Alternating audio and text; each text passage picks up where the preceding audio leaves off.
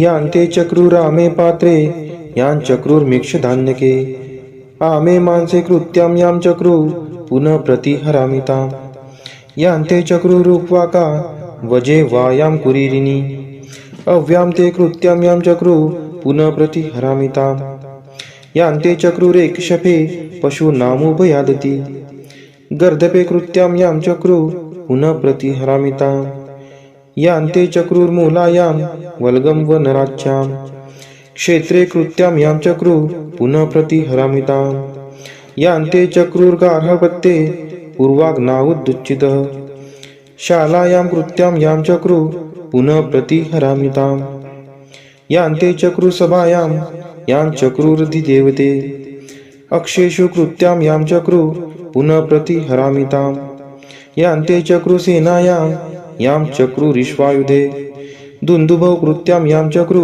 पुनः प्रतिहरामिताम् यान्ते कृत्यां कूपे वदतु श्मशाने वा निच्छग्नु सद्मनि कृत्यां यां चक्रू पुनः प्रतिहरामिताम् यान्ते चक्रुपुरुषास्ते अग्नौ शङ्खसुखे च यां म्रोकं निर्दाहं क्रव्यादं पुनः प्रतिहरामिताम् अफर्तनाजभारैना तां पथेतः प्रहिन्मसि अधीरो मर्याधीरेभ्य संजभारा चित्या यश्चाकारणशशा कर्तु शश्रे पद्मङ्गुरीं चकार भद्रमस्मभ्यम्बगो भगच्छद्भ्यः कृत्यां कृतं वल्गीनं मूलीनं शपथेपेयम् इन्द्रस्तं हन्तु महता बधेनाग्निर्विद्युत्वस्तया देवराजसेव्यमान पावनाग्रिपङ्कजं व्यालयज्ञसूत्रमिन्दुशेखरं कृपाकरं नारदादियोगिवृन्दवन्दितं दिगम्बरं काशिकापुराधिनाथकालभैरवं भजे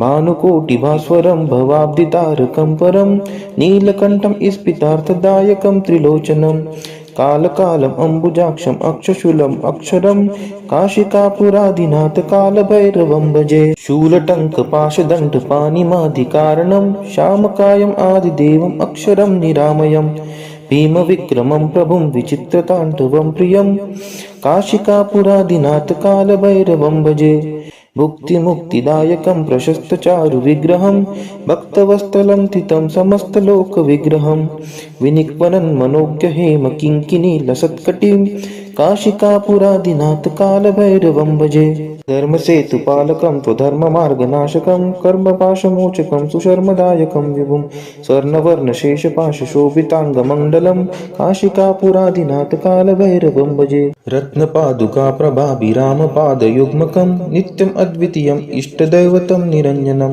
मृत्युदर्पनाशनं कराळदंष्ट्रमोक्षणं काशिकापुराधिनाथकालभैरवं भजे अट्टहासभिन्नपद्मजाङ्गकोशसन्ततिं दृष्टिपातनष्टपापजालमुग्रशासनम् अष्टसिद्धिदायकं कपालमलिकलन्धरं काशिकापुराधिनाथकालभैरवं भजे भूतसङ्घनायकं विशालकीर्तिदायकं काशीवासलोकपुण्यपापशोधकं विभुं नीतिमार्गकोविदं पुरातनं जगत्पतिं काशिकापुराधिनाथकालभैरवं भजे कालभैरवाष्टकं पठन्ति ये मनोहरं ज्ञानमुक्तिसाधनं विचित्रपुण्यवर्धनं शोकमोहदैन्यलोभकोपतापनाशनं ते प्रयान्ति कालभैरवाङ्घ्रिसन्निधिं ध्रुवम् इति श्रीशङ्कराचार्य विरचितं कालभैरवाष्टकं सम्पूर्णम् देवराजसेव्यमान पावनाग्रिपङ्कजं व्यालयज्ञसूत्रमिन्दुशेखरं कृपाकरं नारदादियोगिवृन्दवन्दितं दिगम्बरं काशिकापुराधिनाथकालभैरवं भजे भानुकोटिभास्वरं भवाब्धितारकं परं नीलकण्ठं स्फितार्थदायकं त्रिलोचनं कालकालम् अम्बुजाक्षम् अक्षशूलम् अक्षरं काशिकापुराधिनाथकालभैरवं भजे शूलटङ्कपाशदण्डपाणिमादिकारणं श्यामकायम् आदिदेवम् अक्षरं निरामयम् भीमविक्रमं प्रभुं विचित्रताण्डवं प्रियं काशिकापुराधिनाथकालभैरवं भजे भुक्तिमुक्तिदायकं प्रशस्तचारुविग्रहं भक्तवत्सलं स्थितं समस्तलोकविग्रहं विनिक्वनं मनोज्ञहेम किङ्किणीलसत्कटिं काशिकापुराधिनाथकालभैरवं भजे। धर्मसेतुपालकं त्वधर्ममार्गनाशकं कर्मपाशमोचकं सुशर्मदायकं विभुं स्वर्णवर्णशेषपाशशोभिताङ्गमण्डलं काशिकापुरादिनाथ कालभैरवं भजे। रत्नपादुकाप्रभाभिरामपादयुग्मकं नित्यम् अद्वितीयम् इष्टदैवतं निरञ्जनं मृत्युदर्पनाशनं कराळदंष्ट्रमोक्षणं काशिकापुरादिनाथ कालभैरवं भजे। अट्टहासभिन्नपद्मजाङ्गकोशसन्ततिं दृष्टिपातनष्टपापजालमुग्रशासनम् अष्टसिद्धिदायकं कपालमलिकलन्धरं काशिकापुरादिनाथ कालभैरवं भजे। भूतसङ्घनायकं विशालकीर्तिदायकं काशीवासलोकपुण्यपापशोधकं विभुं नीतिमार्गकोविदं पुरातनं जगत्पतिं काशिकापुरादिनाथ कालभैरवं भजे। कालभैरवाष्टकं पठन्ति ये मनोहरं ज्ञानमुक्तिसाधनं विचित्रपुण्यवर्धनं शोकमोहदैन्यलोभकोपतापनाशनं ते प्रयान्ति कालभैरवाङ्घ्रिसन्निधिं ध्रुवम्।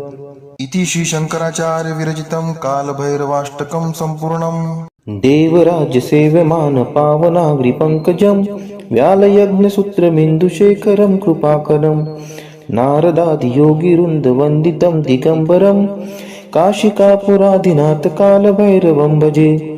भानुकोटिभास्वरं भवाब्धितारकं परं नीलकण्ठं स्फितार्थदायकं त्रिलोचनं कालकालम् अम्बुजाक्षम् अक्षशूलम् अक्षरं काशिकापुरादिनाथ कालभैरवं भजे। शूलटङ्कपाशदण्डपाणिमादिकारणं श्यामकायम् आदिदेवम् अक्षरं निरामयं भीमविक्रमं प्रभुं विचित्रताण्डवं प्रियं काशिकापुरादिनाथ कालभैरवं भजे।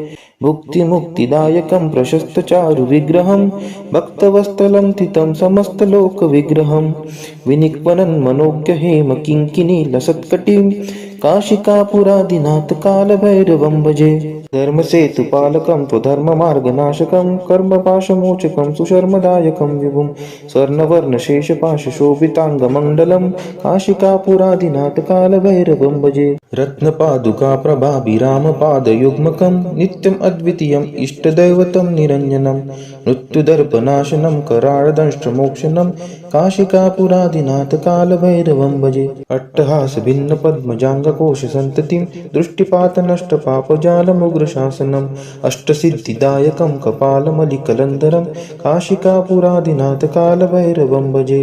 भूतसङ्घनायकं विशालकीर्तिदायकं काशीवासलोकपुण्यपापशोधकं विभुं नीतिमार्गकोविदं पुरातनं जगत्पतिं काशिकापुरादिनाथ कालभैरवं भजे। कालभैरवाष्टकं पठन्ति ये मनोहरं ज्ञानमुक्तिसाधनं विचित्रपुण्यवर्धनं शोकमोहदैन्यलोभकोपतापनाशनं ते प्रयान्ति कालभैरवाङ्घ्रिसन्निधिं ध्रुवम्। इति श्री शंकराचार्य विरचितं कालभैरवाष्टकं सम्पूर्णम्। देवराज्यसेव्यमानपावनाग्रिपङ्कजं व्यालयज्ञसूत्रमिन्दुशेखरं कृपाकरं नारदादियोगिवृन्दवन्दितं दिगम्बरं काशिकापुरादिनाथ कालभैरवं भजे।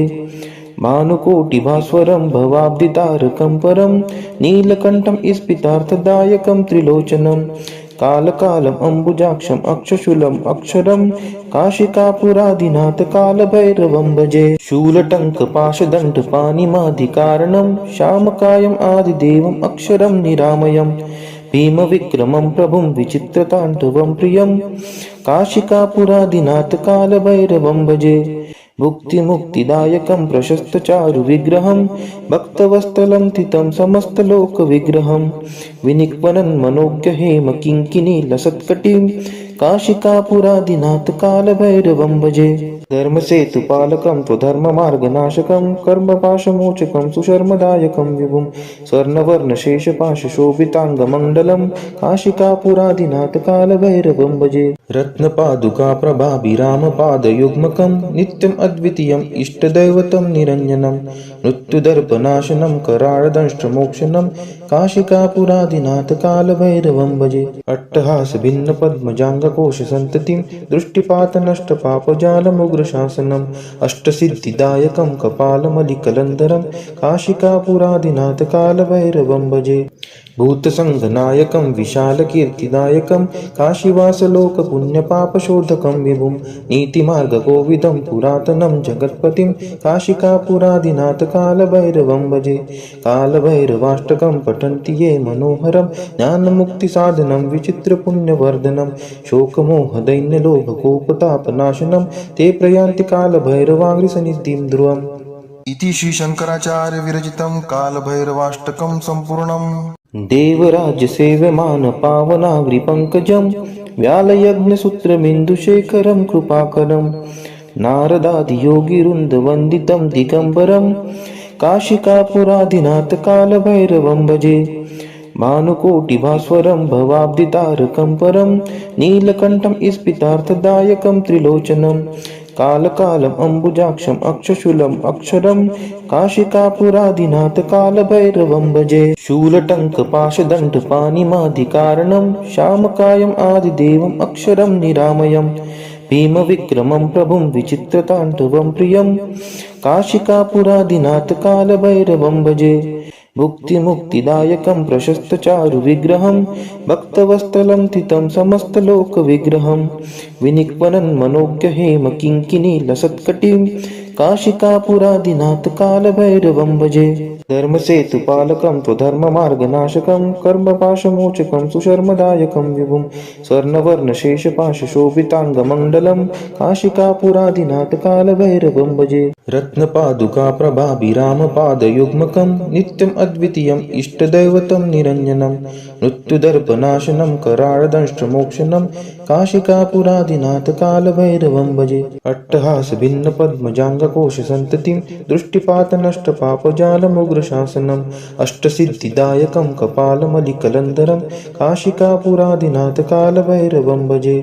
भूतसङ्घनायकं विशालकीर्तिदायकं काशीवासलोकपुण्यपापशोधकं विभुं नीतिमार्गकोविदं पुरातनं जगत्पतिं काशिकापुरादिनाथ कालभैरवं भजे। कालभैरवाष्टकं पठन्ति ये मनोहरं ज्ञानमुक्तिसाधनं विचित्रपुण्यवर्धनं शोकमोहदैन्यलोभकोपतापनाशनं ते प्रयान्ति कालभैरवाङ्घ्रिसन्निधिं ध्रुवम्। इति श्री शंकराचार्य विरचितं कालभैरवाष्टकं सम्पूर्णम्। देवराज्यसेव्यमान पावनाग्रिपङ्कजं व्यालयज्ञसूत्रमिन्दुशेखरं कृपाकरं नारदादियोगिवृन्दवन्दितं दिगम्बरं काशिकापुरादिनाथ कालभैरवं भजे।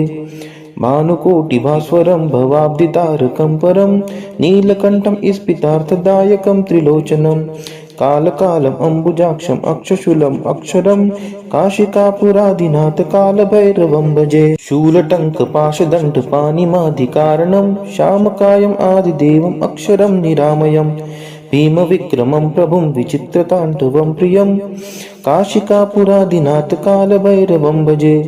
भुक्तिमुक्तिदायकं प्रशस्तचारुविग्रहं भक्तवत्सलं स्थितं समस्तलोकविग्रहं विनिक्वनं मनोज्ञहेम किङ्किणीलसत्कटिं काशिकापुरादिनाथ कालभैरवं भजे।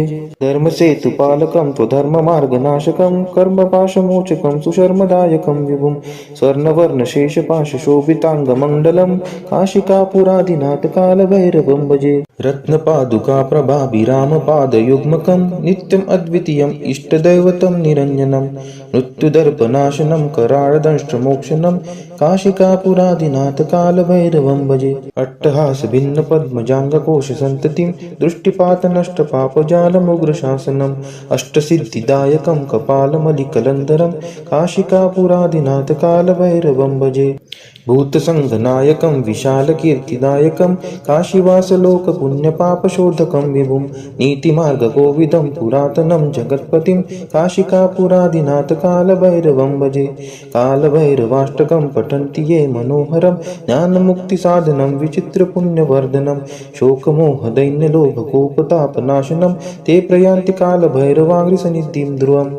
इति श्री शंकराचार्य विरचितं कालभैरवाष्टकं सम्पूर्णम्। देवराज्यसेव्यमान पावनाग्रिपङ्कजं व्यालयज्ञसूत्रमिन्दुशेखरं कृपाकरं नारदादियोगिवृन्दवन्दितं दिगम्बरं काशिकापुरादिनाथ कालभैरवं भजे भानुकोटिभास्वरं भवाब्दितारकं परं नीलकण्ठं स्फितार्थदायकं त्रिलोचनं कालकालम् अम्बुजाक्षम् अक्षशूलम् अक्षरं काशिकापुरादिनाथ कालभैरवं भजे शूलटङ्कपाशदण्डपाणिमादिकारणं श्यामकायम् आदिदेवम् अक्षरं निरामयम् भीमविक्रमं प्रभुं विचित्रताण्डवं प्रियं काशिकापुरादिनाथ कालभैरवं भजे भुक्तिमुक्तिदायकं प्रशस्तचारुविग्रहं भक्तवत्सलं तितं समस्तलोकविग्रहं विनिक्वनं मनोज्ञहेम किङ्किणीलसत्कटिं काशिकापुरादिनाथ कालभैरवं भजे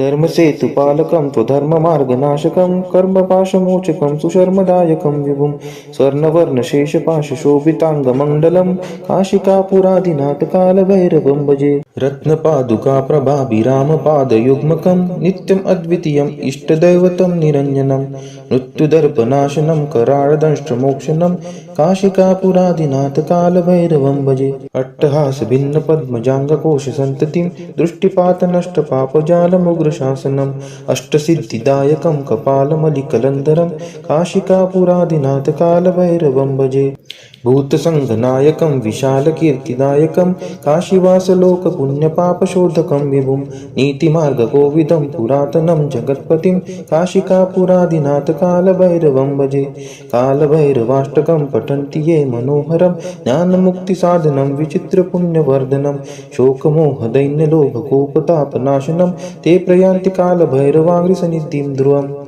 इति श्री शंकराचार्य विरचितं कालभैरवाष्टकं सम्पूर्णम् देवराज्यसेव्यमान पावनाग्रिपङ्कजं व्यालयज्ञसूत्रमिन्दुशेखरं कृपाकरं नारदादियोगिवृन्दवन्दितं दिगम्बरं काशिकापुरादिनाथ कालभैरवं भजे भानुकोटिभास्वरं भवाब्दितारकं परं नीलकण्ठं स्फितार्थदायकं त्रिलोचनं कालकालम् अम्बुजाक्षम् अक्षशूलम् अक्षरं काशिकापुरादिनाथ कालभैरवं भजे शूलटङ्कपाशदण्डपाणिमादिकारणं श्यामकायम् आदिदेवम् अक्षरं निरामयम् भीमविक्रमं प्रभुं विचित्रताण्डवं प्रियं काशिकापुरादिनाथ कालभैरवं भजे भुक्तिमुक्तिदायकं प्रशस्तचारुविग्रहं भक्तवत्सलं तितं समस्तलोकविग्रहं विनिक्वनं मनोज्ञहेम किङ्किणीलसत्कटिं काशिकापुरादिनाथ कालभैरवं भजे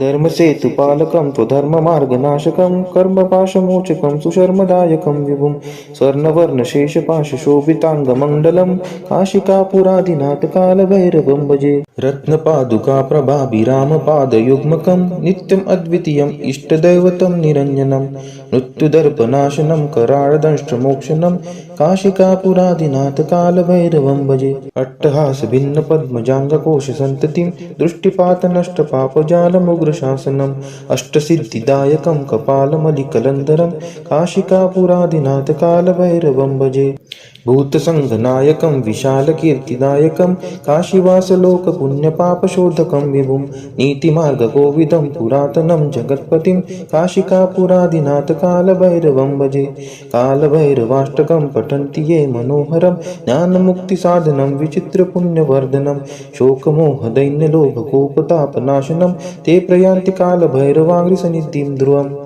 इति श्री शंकराचार्य विरचितं कालभैरवाष्टकं सम्पूर्णम् देवराज्यसेव्यमान पावनाग्रिपङ्कजं व्यालयज्ञसूत्रमिन्दुशेखरं कृपाकरं नारदादियोगिवृन्दवन्दितं दिगम्बरं काशिकापुरादिनाथ कालभैरवं भजे भानुकोटिभास्वरं भवाब्दितारकं परं नीलकण्ठं स्फितार्थदायकं त्रिलोचनं कालकालम् अम्बुजाक्षम् अक्षशूलम् अक्षरं काशिकापुरादिनाथ कालभैरवं भजे शूलटङ्कपाशदण्डपाणिमादिकारणं श्यामकायम् आदिदेवम् अक्षरं निरामयम् भीमविक्रमं प्रभुं विचित्रताण्डवं प्रियं काशिकापुरादिनाथ कालभैरवं भजे भुक्तिमुक्तिदायकं प्रशस्तचारुविग्रहं भक्तवत्सलं तितं समस्तलोकविग्रहं विनिक्वनं मनोज्ञहेम किङ्किणीलसत्कटिं काशिकापुरादिनाथ कालभैरवं भजे।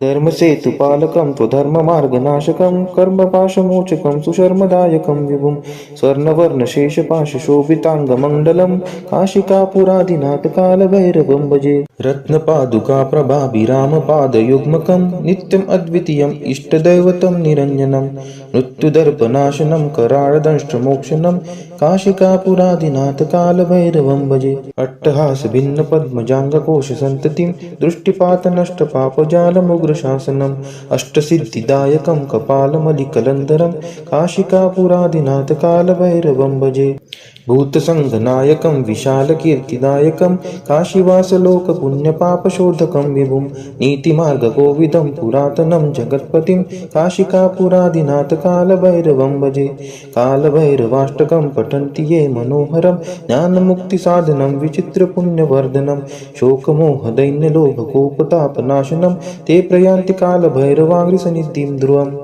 इति श्री शंकराचार्य विरचितं कालभैरवाष्टकं सम्पूर्णम् देवराज्यसेव्यमान पावनाग्रिपङ्कजं व्यालयज्ञसूत्रमिन्दुशेखरं कृपाकरं नारदादियोगिवृन्दवन्दितं दिगम्बरं काशिकापुरादिनाथ कालभैरवं भजे भानुकोटिभास्वरं भवाब्धितारकं परं नीलकण्ठं स्फितार्थदायकं त्रिलोचनं कालकालम् अम्बुजाक्षम् अक्षशूलम् अक्षरं काशिकापुरादिनाथ कालभैरवं भजे शूलटङ्कपाशदण्डपाणिमादिकारणं श्यामकायम् आदिदेवम् अक्षरं निरामयम् भीमविक्रमं प्रभुं विचित्रताण्डवं प्रियं काशिकापुरादिनाथ कालभैरवं भजे मुक्तिदायकं प्रशस्तचारुविग्रहं भक्तवत्सलं तितं समस्तलोकविग्रहं विनिक्वनं मनोज्ञहेम किङ्किणीलसत्कटिं काशिकापुरादिनाथ कालभैरवं भजे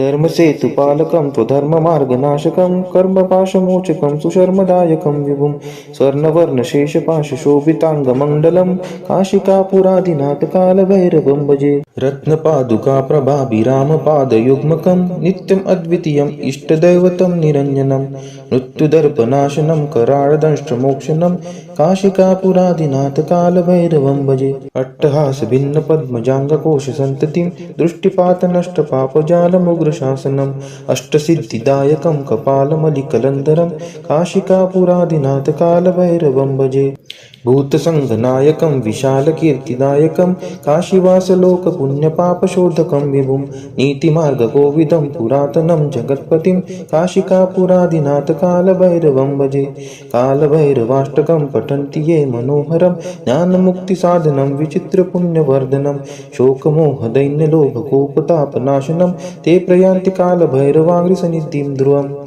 इति श्री शंकराचार्य विरचितं कालभैरवाष्टकं सम्पूर्णम् देवराज्यसेव्यमान पावनाग्रिपङ्कजं व्यालयज्ञसूत्रमिन्दुशेखरं कृपाकरं नारदादियोगिवृन्दवन्दितं दिगम्बरं काशिकापुरादिनाथ कालभैरवं भजे भानुकोटिभास्वरं भवाब्धितारकं परं नीलकण्ठं स्फितार्थदायकं त्रिलोचनं कालकालम् अम्बुजाक्षम् अक्षशूलम् अक्षरं काशिकापुरादिनाथ कालभैरवं भजे शूलटङ्कपाशदण्डपाणिमादिकारणं श्यामकायम् आदिदेवम् अक्षरं निरामयम् भीमविक्रमं प्रभुं विचित्रताण्डवं प्रियं काशिकापुरादिनाथ कालभैरवं भजे मुक्तिदायकं प्रशस्तचारुविग्रहं भक्तवत्सलं तितं समस्तलोकविग्रहं विनिक्वनं मनोज्ञहेम किङ्किणीलसत्कटिं काशिकापुरादिनाथ कालभैरवं भजे धर्मसेतुपालकं त्वधर्ममार्गनाशकं कर्मपाशमोचकं सुशर्मदायकं विभुं स्वर्णवर्णशेषपाशशोभिताङ्गमण्डलं काशिकापुरादिनाथ कालभैरवं भजे रत्नपादुकाप्रभाभिरामपादयुग्मकं नित्यम् अद्वितीयम् इष्टदैवतं निरञ्जनं मृत्युदर्पनाशनं कराळदंष्ट्रमोक्षणं काशिकापुरादिनाथ कालभैरवं भजे अट्टहासभिन्नपद्मजाङ्गकोशसन्ततिं दृष्टिपातनष्टपापजालमुग्रशासनम् अष्टसिद्धिदायकं कपालमलिकलन्धरं काशिकापुरादिनाथ कालभैरवं भजे भूतसङ्घनायकं विशालकीर्तिदायकं काशीवासलोकपुण्यपापशोधकं पुण्यपापशोधकं विभुं नीतिमार्गकोविदं पुरातनं जगत्पतिं काशिकापुरादिनाथ कालभैरवं भजे। कालभैरवाष्टकं पठन्ति ये मनोहरं ज्ञानमुक्तिसाधनं विचित्रपुण्यवर्धनं शोकमोहदैन्यलोभकोपतापनाशनं ते प्रयान्ति कालभैरवाङ्घ्रिसन्निधिं ध्रुवम्। इति श्री शंकराचार्य विरचितं कालभैरवाष्टकं संपूर्णम्।